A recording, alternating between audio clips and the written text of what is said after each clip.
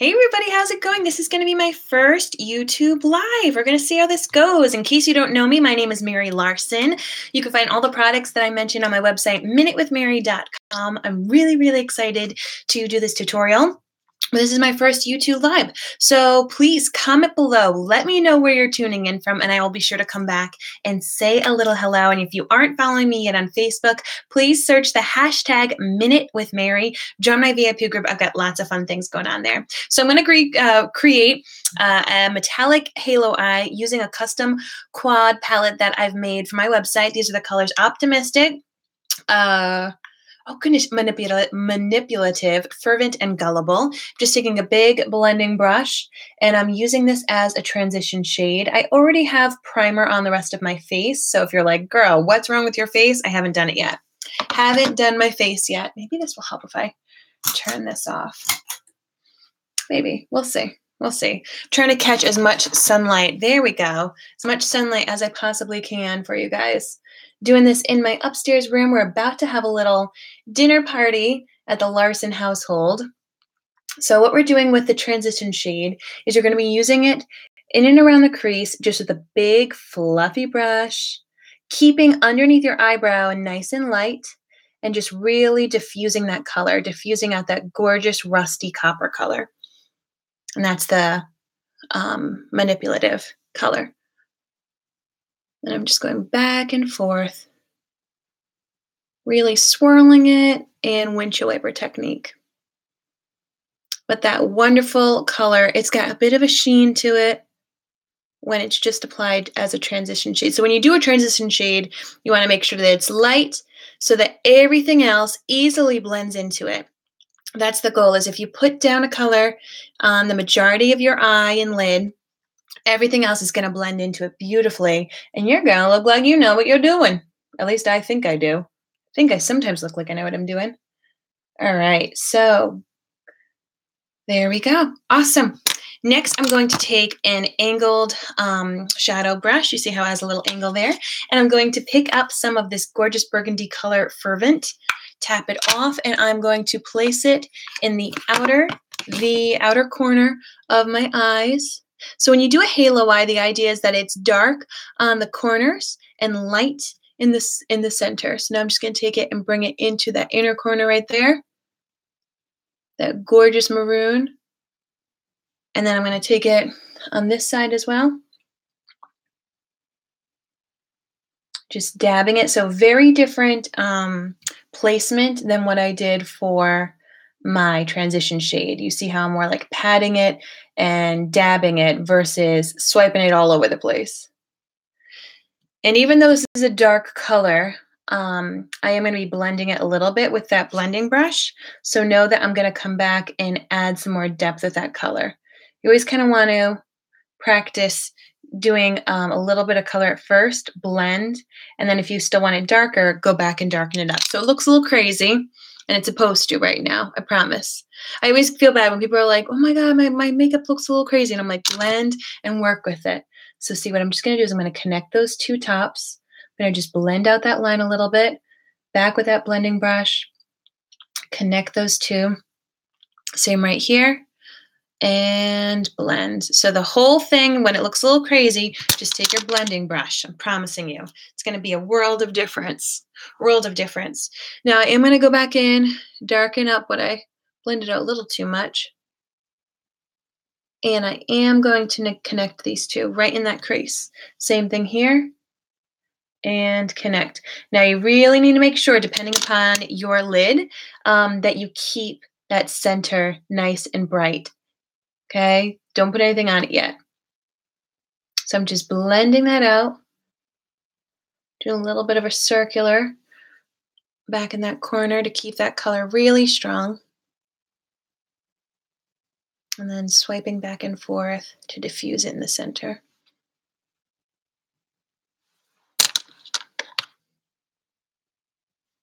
Awesome.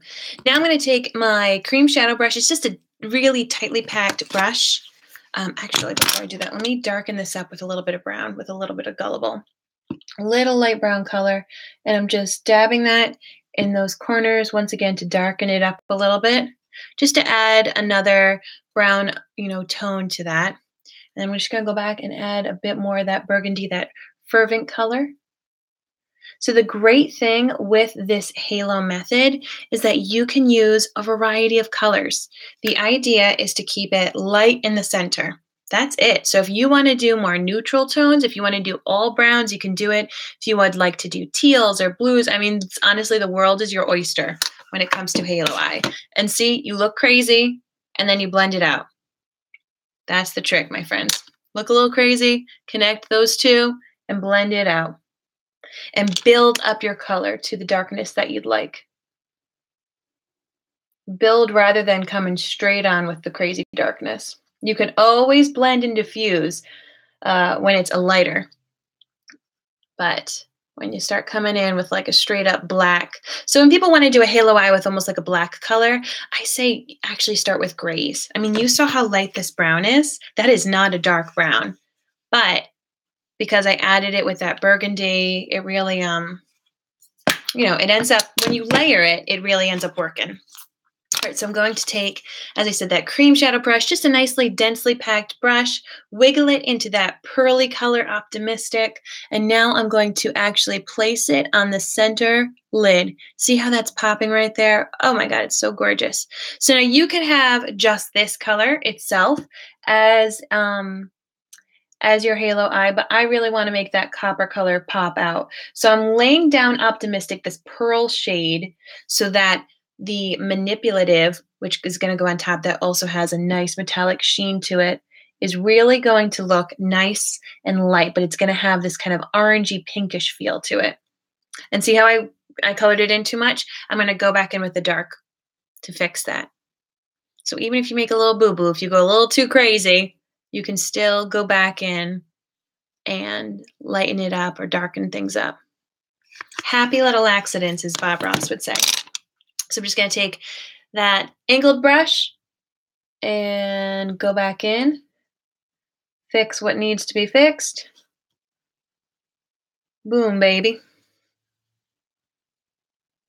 And fix that up. And fix that up. So once again, it's all about going back in little by little and building up that dark color and that light color. And then when you take your blending brush after you've added your light color, you have to be really careful so that you don't get rid of it. Don't get rid of the light.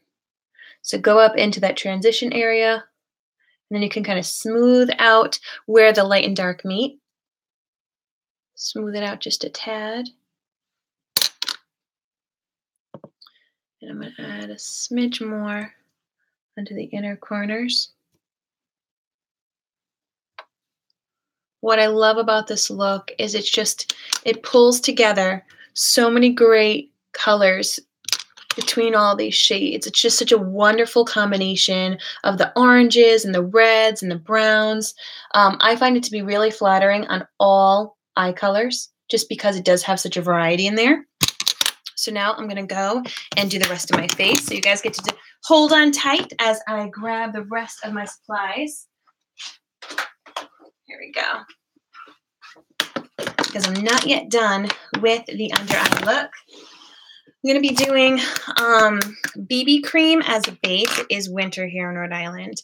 So I'm going to be just doing the Light Beauty Balm, which is a hydrating, like minimal coverage foundation. This is great for people who have skin that might have a lot of fine lines and you don't want anything to get crepey in it. Also, if you like to have a dewy finish, which a lot of my customers who have more mature skin like to use as well. But as you can see, I've got some acne. See how even that just like covered that up? So it's minimal coverage, but it still can kind of make a difference on your skin if you have dark spots or freckles or anything like that.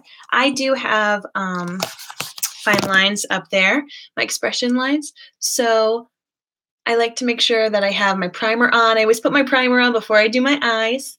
And then I put on some BB cream. And I'm going to actually top things off after I do my concealer with some pressed powder for some additional coverage. And I'm going to be around the kitchen today, so I'm going to get a little warm. I'm going to take the color Velour. This is my skin color. And I'm going to go in and cover up those age spots. Blend it out with my finger.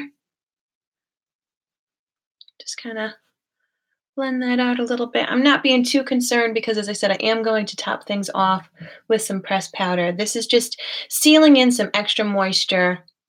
So for those of you who want to have a more dewy finish, you wouldn't even need to worry about topping things off with a pressed powder. But as I said, I need to have a little bit more coverage today. Plus, I'm going to be hot in the kitchen. And I'm just taking the extra concealer on the spots that I want to highlight. And I'm going to go in with a different concealer for under my eyes. I'm going to use Organza to brighten up under my eyes. Whenever you want to brighten up and, like there's highlighting and contouring, you want to use a shade that is 1 to 2 shades lighter than your skin for brightening purposes. So see how that's brighter and lighter? Catching that light so nicely. I get this like permanent little thing right here because I wear glasses. It's crazy. It's crazy what glasses can do. So I'm just using my ring finger, bringing that concealer down. Now you can use concealer before or after with your liquid products. But if you're going to be using a pressed powder, you need to do it before if you're using a liquid-based concealer. So always think about that. The liquid concealer, I'm just going to clean up that right there, just with my finger. That's the other trick. People are always like, how do you always get a nice line? I'm like, I just wipe it with concealer. I just wipe it with concealer. So yeah, you never really want to put the liquid on top of the powder. What's going on with that hair? What's going on with that? So brightening up, bringing it down. Always do it in a triangular shape under your eye. Don't just put it right on the under eye bags. You want to brighten up this whole area. Same thing here. Brightening up that whole area with that lighter shade of concealer. Awesome, awesome, awesome. Now, with my towel to wipe things off, let's see. You like how you're getting the whole experience, by the way? The whole room experience. I know I had my blending buds, and yet they're missing. Let's see. I put them here.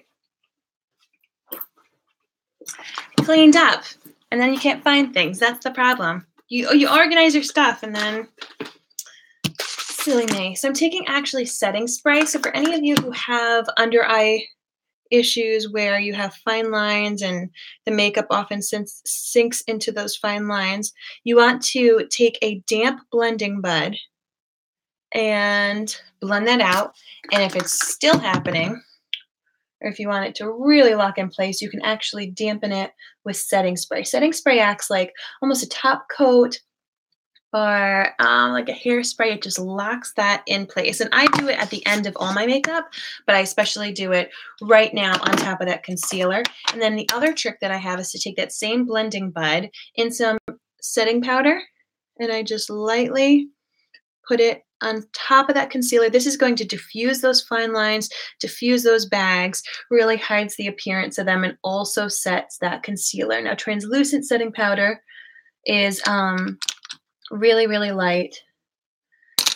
So it's not going to feel cakey, and it's translucent, so it doesn't add color.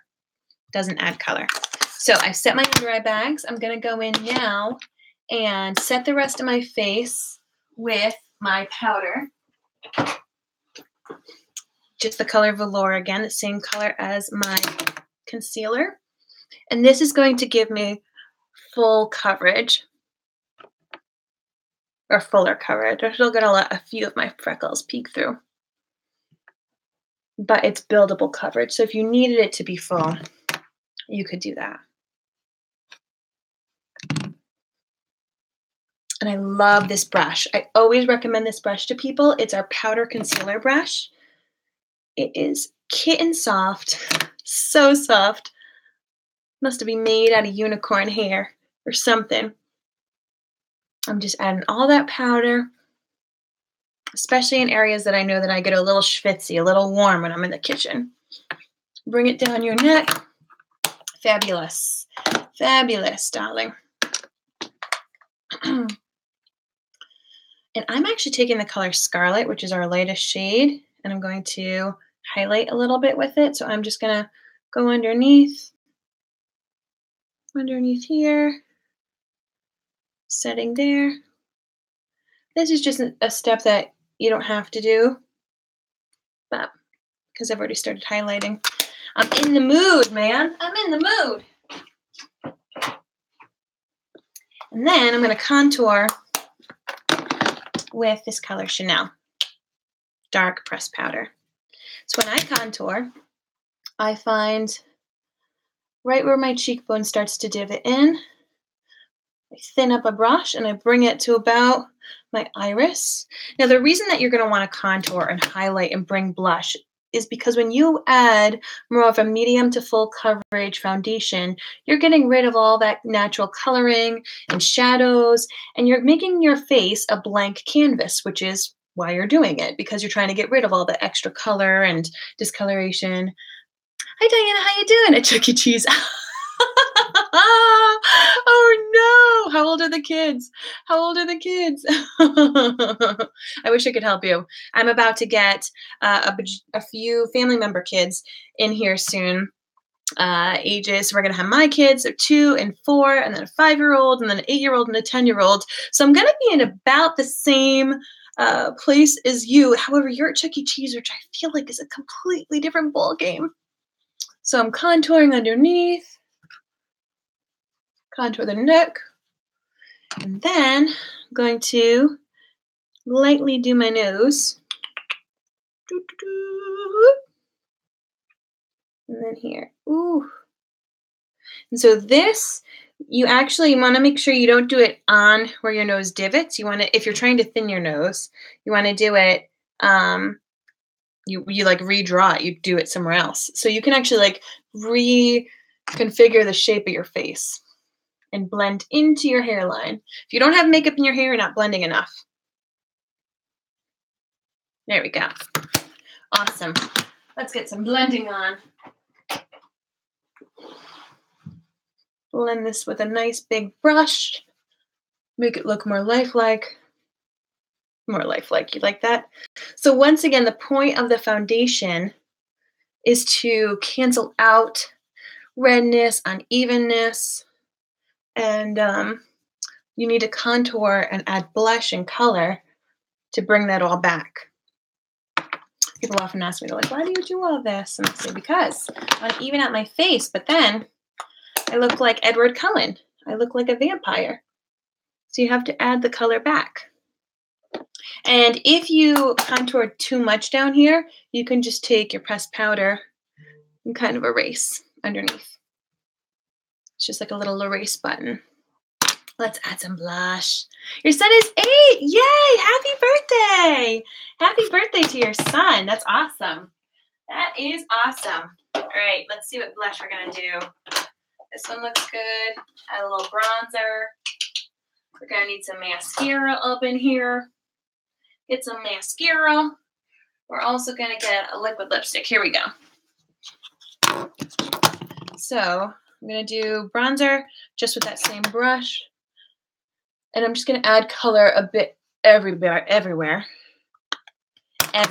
Yeah, I can talk. Happy birthday to your son. We've got Chuck E. Cheese real close by. And I know that's where we're going to have some birthday parties at some point.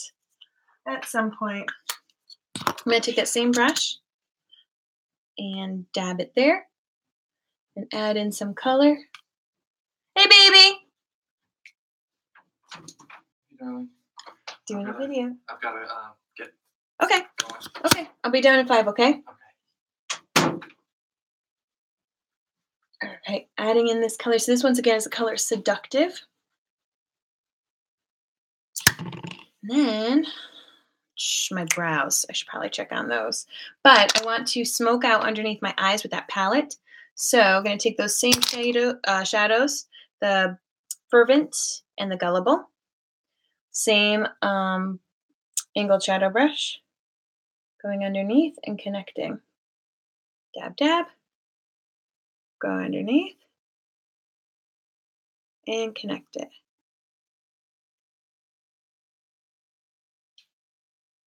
There we go. And then take that cream shadow brush and highlight in there and clean that up a little bit. Boom, baby. Looking good.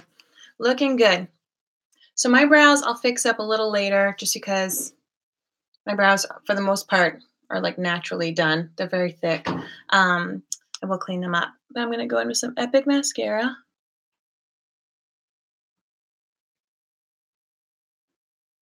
Not lining my eyes with anything. Just letting that halo be. So the great thing with this mascara is that it curls your lashes for you. So you no longer need to have an eyelash curler. Like, I legitimately don't have an eyelash curler anymore. And that was like my ride or die item, that if I were to be stuck on an island and I could have one makeup item, I wanted my eyelash curler. Because I'm like, what use is it if your lashes aren't curled? But now I would take this. I would take this Epic mascara for sure. This would be it. This would be it. So you just put it at the base of your lashes, wiggle it up, and then pull. Base of the lashes, wiggle and pull. And don't keep redunking it. Just see how far that product can go. All your mascaras, whichever mascara you use, has a shelf life of about 3 months. So keep that in mind. If you're ever in the market for a new mascara, I give 100% guarantee that I want you to love your product. And if you don't love it within 2 weeks, I get you 100% of your money back. And if you don't love it within 90 days, that's 3 months. We can exchange it for something else. So that's a pretty dang good guarantee, my friends. And last, we're going to finish things off. Do I want this lipstick? No, I don't. Now that I'm thinking about it, I'm going to do a nude lip just with this well-to-do Opulence lipstick. So there you go. I'm just going to fill in my brows a little bit later. But my brows, as I said, for the most part, are A-okay. I could do it quickly. Well, I know he's okay. Hopefully. Here we go. I'll just use this liner brush. There we go. So the great thing, if you ever need to do your brows quickly, I would get a liner pencil like this one. You can brush through your brows. I sell it on my website, and it is super quick. I usually do my brows with like a full out brow palette, but since I'm in a rush, I'm going to do it just with this pencil, and then I can wrap things up. So you just fill it in short hair-like strokes. Brush that out to make sure that the product looks nice and even and natural.